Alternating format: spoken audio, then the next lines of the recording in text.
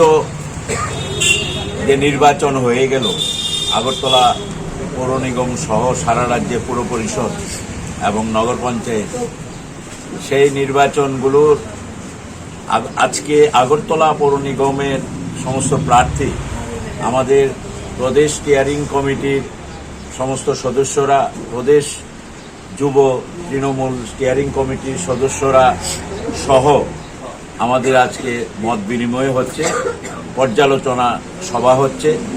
এই পর্যালোচনা সভায় সমস্ত প্রার্থীরা সেই ভয়ঙ্কর এবং বিভৎস যে নির্বাচনের দিনটা, সেই দিন কিভাবে প্রার্থীরা আক্রান্ত হয়েছে, প্রার্থীদের সঙ্গে যারা আমাদের দলীয় কর্মী, প্রার্থীদের আত্মীয় স্বজন কিভাবে আক্রান্ত হয়েছে, সেই মর্মান্তিক ঘটনাগুলোই বিশেষভাবে প্রাধান্য পাচ্ছে।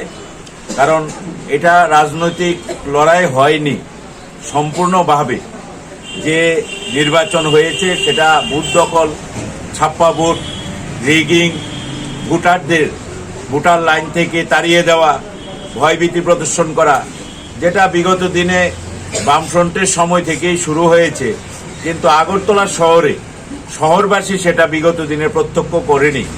এবার শহরবাসী প্রত্যক্ষ করল যে কতটা নগ্নভাবে একটা নির্বাচন হয়, বা শাসক দল কতটা মানুষকে এই নির্বাচনটাকে প্রহসনে পরিণত করার জন্য প্রকাশ্যে দিবালোকে এই নির্বাচনকে সামনে রেখে মানুষকে হেনস্থা করা হয়েছে, ভোটারদের হেনস্থা করা হয়েছে।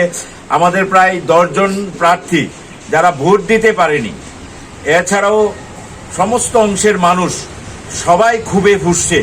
বিশেষ করে আগরতলা শহর সারা রাজ্যে যারা পৌর পরিষদ, নগর পঞ্চায়েত নির্বাচনে সাধারণ ভোটার, তারাও ভোট দিতে পারেনি। এই নির্বাচনকে আমরা অত্যন্ত ব্যথিত এবং দুঃখিত যে নির্বাচন সম্পূর্ণ প্রহসনে পরিণত হয়েছে। সেই নির্বাচনী কলঙ্ক মোচনের জন্য প্রধানমন্ত্রী মাঠে নেমেছেন। প্রধানমন্ত্রী এই নির্বাচনের প্রশংসা করছেন, রাজ্য সরকারের প্রশংসা করছেন।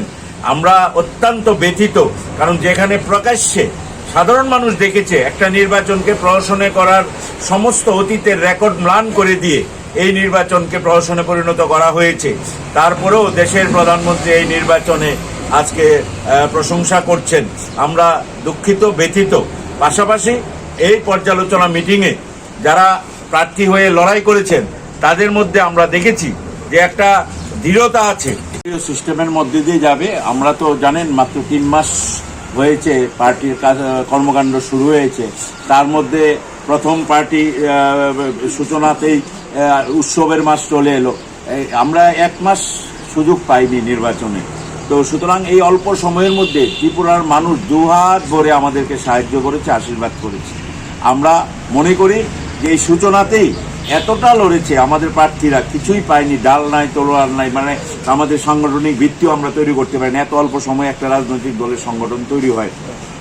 তো আমাদের প্রার্থীরা জীবন বাজি রেখে লড়াই করেছে, অনেক স্যাক্রিফাইস করেছে, এবং আমরা এই লড়াকু যারা নেত্রী বা যারা নেতা দাঁড়িয়েছেন এবং তাদের সঙ্গে যারা থেকে অনেকেই রক্ত দিয়েছেন, লড়াই করেছেন, সবার এই যে দৃঢ় মনোভাব, এটাই আমাদের আগামী দিনে আমাদের পুঁজি, এটাকে ভিত্তি করেই আমরা লড়াই করব। আমাদের দলীয় সাংগঠনিক পদ্ধতির মাধ্যমে এর পুঙ্খানুপুঙ্খ বিশ্লেষণ করে আগামী দিনে রাজনৈতিক এবং সাংগঠনিক দিশা এবং লক্ষ্যে আমরা কাজ করব, এবং সেটা আমাদের সর্বোচ্চ নেতৃত্ব, সর্বভারতীয় নেতৃত্বের কাছে সমস্ত রিপোর্ট পাঠানো হবে, সমস্ত পরিস্থিতি মূল্যায়ন করে, এবং সেই ভিত্তিতে আগামী দিনে সিদ্ধান্ত নেওয়া হবে।